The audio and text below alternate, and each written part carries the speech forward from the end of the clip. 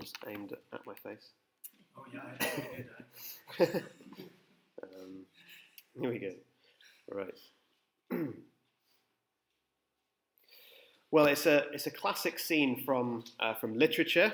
It's one of Victor Hugo's finest. Imagine the scene. It's medieval Paris, and a young woman is being led to her execution. She's got her hands tied behind her back, so the rope's digging into her wrists so that it hurts. And as she walks through the streets, the crowd jeer at her and they throw insults at her, amongst other things. And she sobs to herself as she climbs the steps up to the platform. All hope is forgotten for her. But then out of nowhere, a rugged figure swings down from the nearby tower, grabs the young woman in his arms, and as he holds tight to her, he runs away down the platform steps and heads for the great Cathedral of Notre Dame. And the guards chase feebly after him, but they cannot catch him as he reaches the top of the tower, and in a loud, thunderous voice, so the whole city can hear, he shouts, "Sanctuary! Sanctuary! Sanctuary!" This is, of course, the story of the Hunchback of Notre Dame, and it's an image from a great tradition in the medieval and ancient world of seeking sanctuary. And the way it worked was if you committed a crime, or you were accused of committing a crime, like murder or theft or something similar, then you would flee to a place of sanctuary. And that could be any kind of religious building, a church building or a cathedral or a monastery maybe. And nobody was allowed by law to enter the building and get you and remove you. It was a place of refuge and safety for you from vengeful persons or an angry mob. And it was there that you could come to some kind of agreement for fair punishment, or you could plot your escape to exile. Now, we no longer have that kind of physical, literal idea of sanctuary written into our laws, do we? But I think we all still search for sanctuary in all sorts of ways, don't we? And we want to protect ourselves throughout life in all sorts of ways. We like safety from the judgment of others, maybe from the guilt that exists in our own consciences, or from nagging fears or doubts about our futures. Thinking about fear seems especially relevant even this weekend, doesn't it? As the darkness of winter draws in, as the culture around us celebrates Halloween this weekend, and with worries only too real on the news, pensions, mortgages, war in Europe. And so we might search all the harder for sanctuary from those things around us. Here's a story of two people, both made up. Keith had been spending too much time in the pub and in the bookies, and Keith was starting to get worried about his debts. But the more worried he got, the more Keith went back to these places for the comfort and security that he felt like they gave him. And when his wife started asking him difficult questions, Keith started telling little lies to cover his tracks. Not big ones at first. He was trying to protect her, he told himself. But he wasn't really sure if he believed that, and the lies got bigger and bigger. Then there's Dawn. Dawn had been attending her local Baptist church for 10 years now, and she's involved in lots of areas of ministry. She's a deacon. She helps out with the local food bank on Fridays. But recently, Dawn's parents have been having some long-term health problems, and Dawn's realizing that she needs to spend more time taking care of them. But that's going to mean stepping back from some of the responsibilities, some of the ways she serves. And Dawn realizes she's actually getting really worried about that. Because people look up to Dawn and they respect her for all the things that she does. And now that's all under threat. And Dawn begins to realize that maybe her service has become a kind of form of security for her. Well, we look for security and sanctuary in all sorts of different ways, don't we? Keith and Dawn in very different places, but what they have in common is that neither of them are looking for security, in places that are stable, places that will really offer lasting security. So where can we find sanctuary in this dangerous world when even our own hearts feel like they're so shifting and confusing in motives? Well, we're going to see from Joshua 2 this morning, which was just read for us, that the answer we're looking for is found in some way in being part of God's covenant people. The special chosen people of God who God gave holy promises to in the Bible. True sanctuary is found with God's covenant people. Now, what do I mean by that? Well, let me give us some background to Joshua 2. I'm sure you've been covering that a little bit as we've been going through Joshua on Sundays, but maybe you're familiar with the Old Testament stories, maybe you're not. God picked out a man called Abraham, didn't he? And gave him special promises. That Abraham's offspring, his descendants, his family, would be God's special chosen people. And God would give them a special chosen land to live in, and God would be their God, and he would bless them, and he would bless the whole world through them. And the descendants, the family of Abraham, grew into a whole tribe, 12 tribes in fact, of the Israelites. And in the book of Exodus, God freed the Israelites from their slavery in Egypt and led them across the wilderness to get them to the land that he had promised to them. Which brings us to Joshua that you've been looking at together. And now God's people, the Israelites, stand on the edge of the promised land with the mighty city of Jericho in their way. Let me read again for us the first verse of our chapter, Joshua 2 verse 1. It's worth me saying if you've kind of closed that or put that away, this would be really helpful for you to get that back out again so that you can see for yourself what God is saying to us this morning. Joshua 2 verse 1. And Joshua the son of Nun sent 2 men secretly from Shittim as spies, saying, "Go, view the land, especially Jericho." So Joshua wants to spy out this land that God has sent him to conquer, fair enough, and he sends out his finest, his crack team of 2 guys, his 006 and 007 if you like, to spy out Jericho. And this is what happens, verse 2. They went and they came into the house of a prostitute whose name was Rahab, and lodged there. And it was told to the king of Jericho, "Behold, men of Israel have come here tonight to search out the land." Then the king of Jericho sent to Rahab, saying, "Bring out the men who have come to you, who entered your house, for they have come to search out all the land." Now, it's not quite clear why these 2 guys go to the house of Rahab first up. There's no suggestion of them using her services in any way in the text. But perhaps they have thought they could find out lots of the local gossip there, or that would be a good place to start out their spying mission. I don't know. But in any case, it's not exactly the heroic start to a spy mission that Joshua might have hoped for, is it? Because no sooner have they stepped into the city walls that the king of Jericho knows about it, which is kind of the last person you want in the city to know, isn't it? And he sends his guards to get them. It's kind of less like James Bond and more like Johnny English at this point. But the spies are saved and protected by an unlikely hero, aren't they? Or heroine. In an unlikely way, verses 4 and 5. Rahab turns the guards away by lying to them, basically. She says, "Yeah, they were here, and now they've gone, but not too long ago, so you can still catch them if you're quick." So rather than either handing the spies over or by flat out denying she's ever seen them, Rahab's kind of clever story gives the guards a sense of urgency. That means they rush off to try and catch these spies rather than being tempted to search the house for them. Now we might wonder, just as a kind of aside, is it okay for Rahab to lie to get rid of the guards? Isn't God against lying? Well, we could briefly say 2 things. One is that the Bible describes many actions without necessarily condoning them or commenting on whether they are good or bad in themselves. Rahab's motives and general actions are praised in the Bible, of looking after the spies, but we're not told specifically what God thought about her words and the way she did it. But second, in the Bible, the idea of truth is often far more about faithfulness than it is about technical facts. And faithfulness to God's word and to his covenant promises specifically. Now, in almost every instance, the 2 go together, don't they? Being faithful to God and his promises and his word means speaking truthful facts about what's going on, except I guess we can appreciate that Rahab's situation here is a little bit more complex.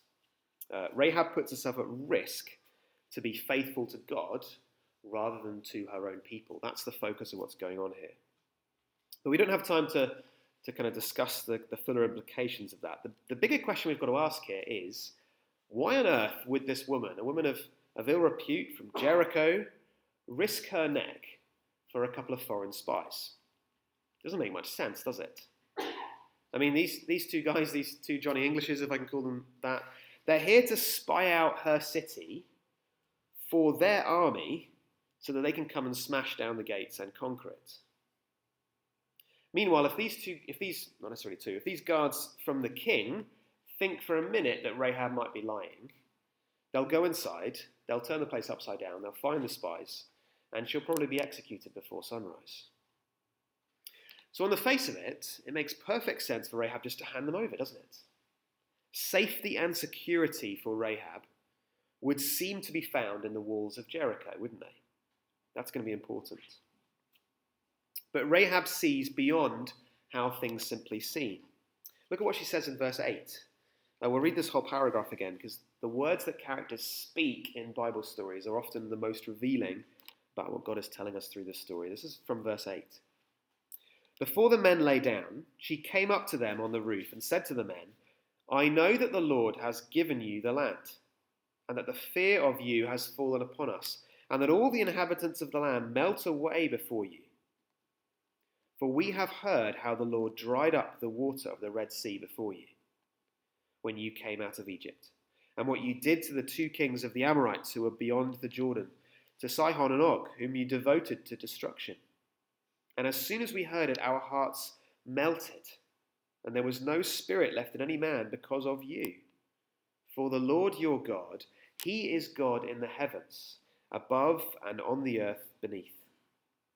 Now then, please swear to me by the Lord that as I have dealt kindly with you, you also will deal kindly with my father's house, and give me a sure sign that you will save alive my father and mother, my brothers and sisters, and all who belong to them, and deliver our lives from death. Why did Rahab protect the spies? Because she had put her fear in the right place. She didn't fear the guards of the king of Jericho. She feared the purposes of the God of Israel. She had heard the stories of this God delivering these people from Egypt, of him dividing the Red Sea itself for them to cross, and of all the peoples they had devoted to destruction on the way to Jericho. And so she was afraid. Now, destruction is a key theme in this book. There are going to be some uncomfortable passages to come as you work through Joshua, which might make us ask the question, is this fair? Is it fair for God to rescue a people he's chosen and send them to destroy other people's nations, other people's lands that are in their path? Well, it seems that Rahab has understood something of the bigger theological picture of what was happening in her time. The God of the Israelites, she recognized, was actually the God of the whole earth. Do you see that in verse 11? And she recognized in some way that God was using these people, the Israelites, not just to give them a promised land, but also to do what not only is God's right, but actually his job, isn't it? It's his job as the ruler of the world to judge. That's God's job. This is what God had said to Abraham in Genesis 15, hundreds of years before. Your descendants, God said to him, shall come to the land in the 4th generation, for the sin of the Amorites is not yet complete. In other words, God is the ultimate judge of all. He decides the times and the seasons for what he permits to go on in his creation. And he decides the time for when judgment will come. And in the case of the people of Jericho, God had looked down and had not been pleased with what he saw. He saw sin and injustice and evil, and he had decided that the time was up. Maybe that still doesn't sit comfortably with us, but what is the alternative to a God of justice? A God who doesn't care, maybe. A God who sits idly back in his chair watching TV, allowing evil and suffering to go on indefinitely, unchecked. Well, that is not the God of the Bible. It's taught throughout the Bible that, and we need to be clear on this, those who stand against God's purposes for his world are his enemies and face his anger, and will sooner or later face his judgment.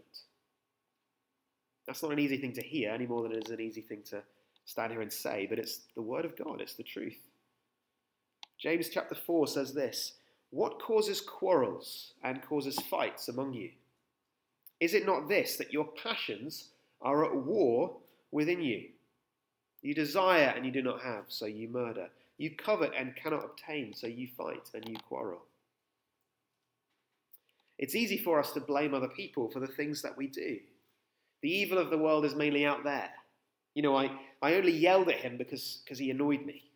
Or I only gossiped about her because they kept asking me. But God says that there is injustice and darkness in all of us. Our passions and desires are at war within us. Maybe you know what that feels like. We were made by God in his image. We were made to be in a relationship with him of trust and safety, where we can rely on him and therefore bring him glory and praise as we do so. But when we look for safety and security in other things like money or food or drink, or in what other people think of us, our reputations, like we spoke at the beginning, when we do that, we don't honour God, our Maker, do we? We instead bring God shame. And James goes on in chapter 4 of his letter, "Do you not know? Whoever wishes to be a friend of the world makes himself an enemy of God." Do you see? This is the hardest part of this morning's word. When we work against God's purposes in the world, when we build sanctuaries for ourselves from the things God has made, whether literal ones like Jericho or intangible ones in our lives, in people or things, we make ourselves God's enemy. Rahab could have looked to the walls of Jericho for her security and refuge, surrounding her, keeping her safe from the outsiders. But Rahab understood that whatever it seemed like, Jericho's days were numbered. And so she was afraid. She put her fear in God, because God's judgment against his enemies is to be feared. And just like there was a day of judgment for Jericho around the corner, there is a judgment around the corner for the whole world today. So Rahab made a decision. She chose to tie her fate not to that of Jericho, but to side herself with the God of Israel. She asked the spies to promise her mercy in verse 12 in exchange for what she's done. Now let's remind ourselves what answer she got from verse 14. This is Joshua 2, verse 14. "And the men said to her, 'Our life for yours, even to death.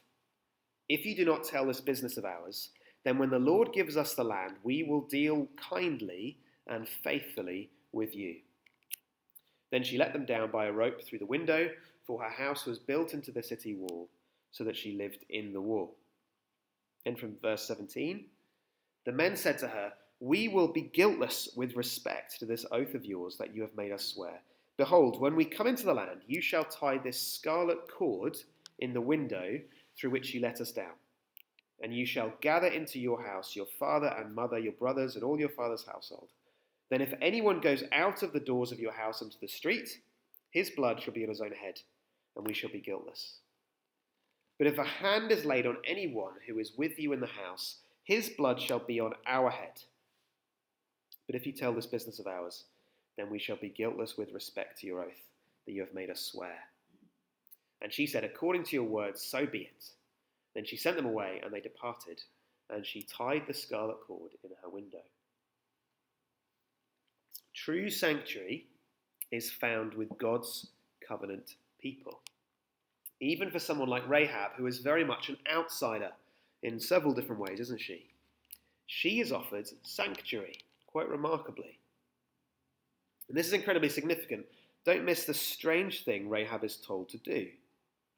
Verse 18, she's told to tie a scarlet cord onto her window, isn't she? And her whole family is to stay safe inside.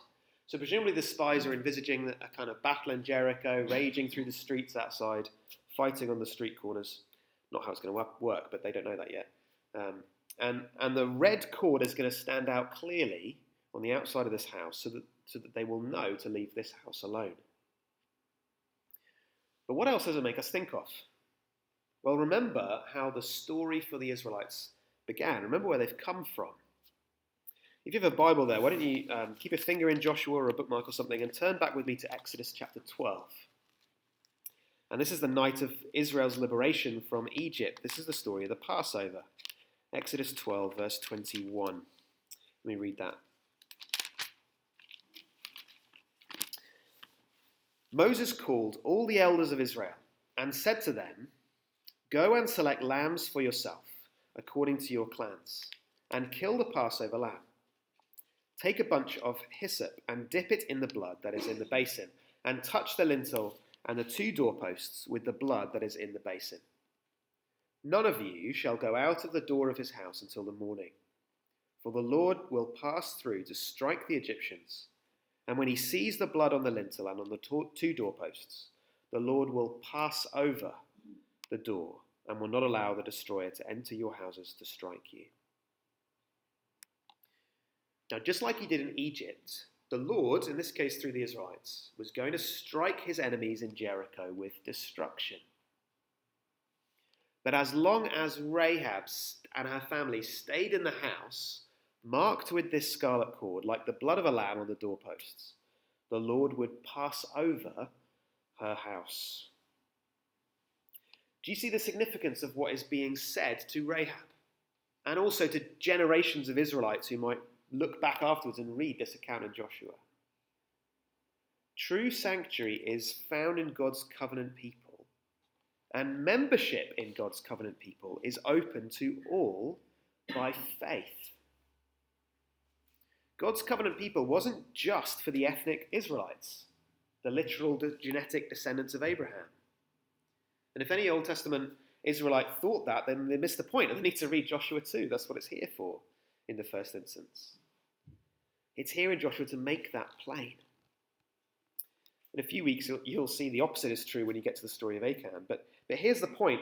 Membership in God's covenant people was, is, and always has been open to anyone who receives God's promises by faith. Now, how does that mean? What does that? How does that work? Well, let me. Sorry to give you a little spoiler, but God was faithful to Rahab and the promises he made to her. Jericho was eventually captured, but Rahab and her household were saved, and she joined God's people. And we learn from the genealogy in Matthew chapter 1 in the New Testament that Rahab not only joined God's people, but she took a husband from amongst the Israelites, a man named Salmon, and they had a son called Boaz, a man who was not just an Israelite, but one of incredible uprightness and godliness in a day where sin and brutality were the pattern of life in the land. Remarkable, actually, when you think about it, that this Canaanite prostitute was Boaz's mother. And Boaz would be the great-grandfather, of course, of Israel's most famous king, King David. Rahab was a woman of shame who became a woman of great honor. Not just brought into God's people, but a mother of Israel's kings. But of course it gets better, doesn't it? Because Matthew 1 is not just a genealogy of kings. It's a genealogy of the King of Kings. A genealogy of the ultimate promised King of God, Jesus Christ. Jesus Christ, God himself, born into this world of darkness and fear, as one of us, where we tell lies or boast or quarrel to boost our reputations or honor, where we build sanctuaries for ourselves of things God has made. The Son of God was born the descendant of a humble Canaanite prostitute. The prophet John saw Jesus for the first time and said, "Behold, here is the Lamb that takes away the sin of the world." Because every year on the 10th day of Nisan, the Jewish month of Nisan, the Israelites traditionally chose their lambs that day, every year. And they set them aside to be slain in memory of that first Passover. That's what God had told them to do, where the blood like scarlet cords ran down the doorposts. And 2,000 years ago, on the 10th day of Nisan, Jesus Christ rode into Jerusalem on a donkey, and the people cheered his name. The king had come, but also the lamb had come. The lamb had been set apart. He came humbly, voluntarily, knowing what awaited him. And on even a week later, as the lambs were being slain, Jesus wore a crown of thorns and a purple robe stained with blood as he died. And his blood ran down the wooden cross like a scarlet cord on the doorpost. True sanctuary is found in God's covenant people. But of course, Jesus is the true fulfillment of God's covenant people, isn't he? He's not just a descendant of Rahab. He's a descendant of Abraham as well. He's the one God promised through whom he would bless the whole world, from priests to kings to Canaanite prostitutes to me and you today. True sanctuary is found in Jesus Christ. He is the only place where we can find true safety, in who he is, in what he has done. Judgment and destruction are coming to this world one day soon. Judgment against all the sin inside us, all those raging passions, against our thoughts and our deeds and our actions, against the way we have built sanctuaries from our fears in all the wrong places, against the walls of security we have tried to build for ourselves around our own lives that do not honour God. So the call of this story for us today is to find yourself in Jesus Christ. His blood is wrapped around the house of his people like arms of protection around the house walls. Destruction is coming, but God has promised that in him, in Jesus, in his love, in his blood, there is safety. He's like a mighty fortress of sanctuary for us that cannot be shaken. Do you realize just how kind God has been to you in Jesus? I think sometimes we're used to talking about God as loving. We're used to that, and that's so true and it's so incredible. And almost we're so used to that word that it loses a bit of its sting for us. God is love, sure. But God is kind to me. God shows me kindness. Do you see that in verse 12 of Joshua 2? Rahab says, now then, please swear to me by the Lord that as I have dealt kindly with you, you also will deal kindly with my father's house. Rahab chooses to fear the Lord. She flings herself on his mercy and kindness. And what kindness she has shown. It's a lesson to us. If we would seek security and reputation and honour in our own ways and our own efforts, well, look what God does for those who put their faith in him. Rahab, a humble prostitute, a woman of shame in many ways in her culture, becomes a woman of great honour, remembered in the genealogy of the King of Kings. And for all of us who put our trust in Jesus, God writes our name into his book. He writes our destinies into Christ so that we share his fame and security and glory forever. Do you see how kind God has been to you in Jesus? As we finish, let's just think, how are you going to respond to what God is saying in this story this morning? We must each respond like Rahab in putting our faith in God's provided place of sanctuary. True sanctuary is found in Jesus Christ. So we have to respond by putting our faith again in Jesus this morning, maybe for the first time, maybe for the 10 millionth time. This is what, I'll just read this, don't feel like you need to look this up, but this is what James again says in James chapter 2 verse 19. You believe that God is one, you do well. Even the demons believe and shudder. Do you want to be shown, you foolish person, that faith apart from works is useless? Was not Abraham, our father, justified by works when he offered up his son Isaac on the altar? And in the same way, was not also Rahab, the prostitute, justified by works when she received the messengers and sent them out by another way? James uses Rahab to make a particular point. The point is this: it's one thing to sit here this morning and say, yeah, sure, I'm a Christian, wonderful story, yeah, I have faith in Jesus. But it's quite another to be changed by what we've heard, to have active, worked out faith that results in action. That's what James is getting at. Rahab didn't fear God, but then put her faith in the walls and the soldiers of Jericho. She had fear in God that put her trust in his promise by sending the guards away and hanging that scarlet cord in her window. For her, it meant incredible risk, didn't it? She could have been killed on the spot. But she put her faith in the faithfulness of God. And notably, not just Rahab. Back in Joshua 2, verse 24, this is what the spies say at the end of our story when they look back and see what God has been doing. They say this to Joshua: truly the Lord has given all the land into our hands, and also All the inhabitants of the land melt away because of us. They look back on all that's happened, their own mistakes and God's faithfulness to them, and they see what he is doing. And likewise, when we look back on what God has been doing for us in Jesus, we can have this same confidence as the spies. God is so faithful that victory is already won. That's what they say. God has already given us this land as they stand the other side of the river looking at this huge fortress. That's what they can say with confidence. His enemies have heard of his coming triumph and are melting away. It's the same for us. All we need to do is stay firm in Jesus. So here's 2 questions for us this morning as we finish to consider in our own hearts. Number 1, who do you fear most? Who do you fear most? Maybe it's like Rahab's guards. It's physical people out to get you.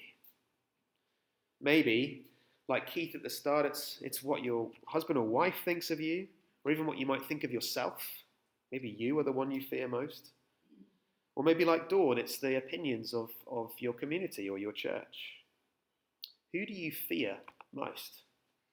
Is it the Lord or is it someone else? And number 2, second question, where do you go for sanctuary from those fears? It could be a variety of things, couldn't it? It could be something tangible, it could be something God has made, something seemingly good, even like sport or friendship or church, or something more obviously destructive like drinking or gambling. Maybe it's our words when we boast or lie to one another to protect ourselves, our reputations. We build sanctuaries for ourselves, don't we? Jerichos in our own making. Or maybe it's the opposite. Our quiet is what we use to protect ourselves. We put up a front maybe when we gather in church. We just kind of hide behind, we leave our real selves at home. We put up a kind of front when we come out. Or maybe in terms of sharing your faith with those in Stonehaven. Maybe actually quietness for you is a sanctuary. If I just keep quiet and keep things easy for myself, it'll be a safety for me. Well, as you consider those 2 questions, let me say again, true sanctuary is found in Jesus Christ. So let's stop trying to find security in our own means and be found in the house of the covenant kindnesses of God, in the true sanctuary provided for us in Jesus. Let's pray together, shall we? Father God, we come before you, and all we can say is thank you so much for your mercy and kindness that you have shown to us in Jesus. We do not deserve it. We are just as much outsiders to your promise as a Canaanite prostitute in Jericho. We have no rights, no expectation in our own abilities or deeds to be counted amongst your people, and yet you have shown us so much kindness. We ask again that you would help us by your Spirit to put our faith in a very real, worked out way, to faithfully trust in your promise every day, in the weeks and months and years that lie ahead for us. Would you please help us to, in whatever it is for us that is fearful or a worry for us, would you please help us to find ourselves in the sanctuary of Jesus? Thank you so much for your promises and for your faithfulness to us. Amen. Okay, well, we're going to sing about that strong sanctuary that we have. We're going to sing of Jesus, the mighty fortress. Let's stand and let's sing.